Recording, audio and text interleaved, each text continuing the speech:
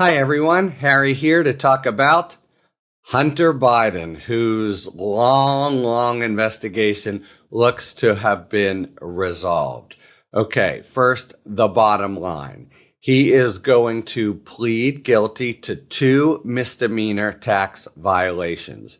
Those concern taxes that he didn't pay in 2017 and 2018 when he was in, by everyone's account, the depths of a crack cocaine addiction, but that he later and already has paid back. So, that still makes it a crime. DOJ can't take the position that people who don't pay taxes and later then say, oops, sorry, never mind, haven't committed crimes. On the other hand, you would typically not charge those as felonies, and they're not. He is going to plead guilty in court, I think, today to an information, which is a kind of summary way of charging a crime, not going through a grand jury. Sometimes you'll do that for speed. You'll just file the charges and maybe later indict. But you can always do it. A prosecutor can do it, but they just have to be able to prove probable cause. Here, that's all kind of beside the point because he's going to be pleading guilty. Okay. Then there's another charge. The charge is that when he acquired a gun, also in 2018, he lied on the form by saying he wasn't using drugs when in fact he was in the depths of his drug addiction. As to that, he is not pleading guilty.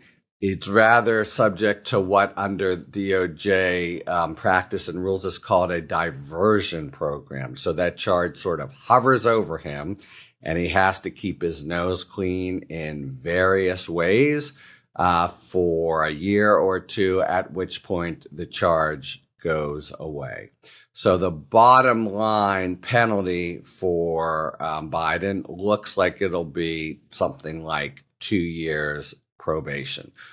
Okay, that's the sort of charges and sentence. Now, there's stuff here that both sides, is it both sides? There's not it's sort of pro-President Biden and anti-President Biden because this gets caught up in the broader politics. There's stuff, as I say, for both sides to object to, you could say. For Hunter Biden and Joe Biden sympathizers or advocates, the case has gone on for 5 years. It was initiated in the Trump administration. And when Garland came in, for political reasons, I think, they considered the U.S. attorney in Delaware, who was investigating it, basically untouchable because to fire him would have given rise to total hoots and hollers that they're doing it to smother the Biden case. So they kept him in there.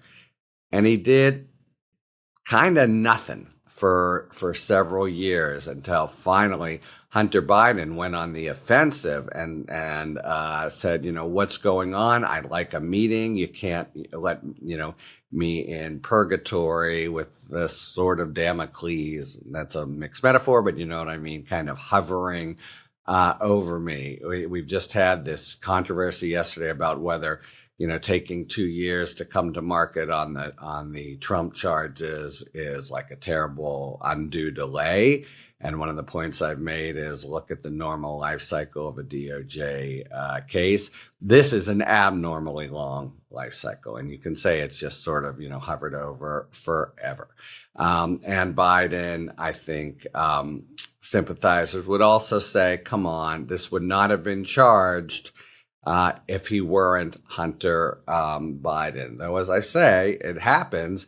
And just because somebody pays back tax violations, tax money that they didn't, doesn't mean they haven't committed a crime when they did it. But that would be the kind of pro-Hunter position. The anti-Hunter position, which I'm sure is going to be more loudly heard just because its adherents are more strident, will be, this is a sweetheart deal.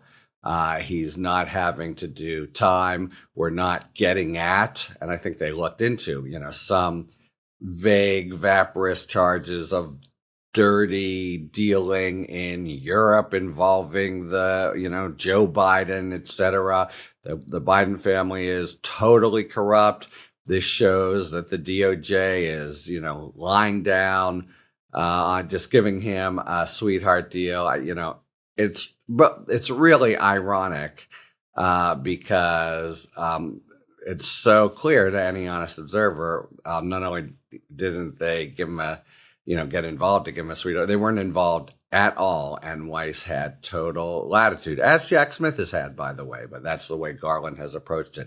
Let the professionals do their job. And I think it would have been very unlikely he would have interfered. So, it is a light deal. Let me now take it from the other side and why both sides would want to do it. For Biden, it lets him get on with his life. He's now, straight, we think and hope. He's had a really nasty, dark, long extended period in many different ways, but all kind of tracing from his drug addiction. So, he can get it out of the way.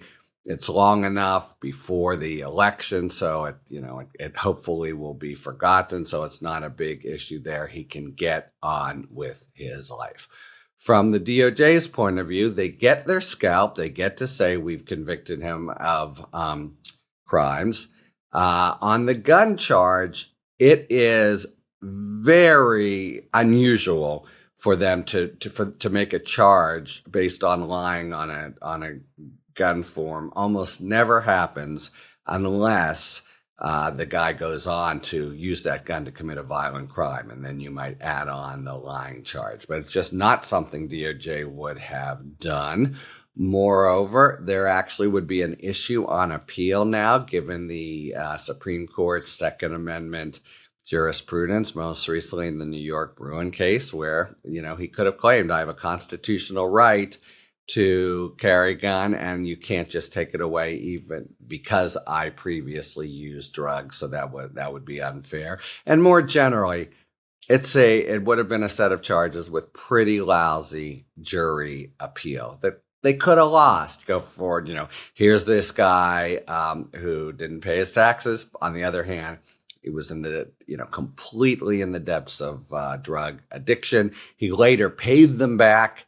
And here's the thing on the gun crime, that's a losable case, and they could have lost it. So just in their sheer self-interest, it makes sense that they would have calculated. So all in all, I like a good bargain or resolution. There's something for both sides to like and reasons, and something for both sides not to like. And then in the broader political debate, there's something for both sides to like and not to like, although the not like part is going to be what'll be screamed from the rooftops. Already Trump has started to scream out sweetheart deal. So that's the story. I sometimes end these things by saying more to come, and I'll be back. I think here, and hopefully there isn't more to come. This is the end of that chapter. Biden gets on with his life after many years. It seems deserved to me. So on this one, I won't be talking to you later. Thanks for tuning in. If you enjoyed this video and other Talking Feds content, please take a second to like and subscribe. Talk to you later.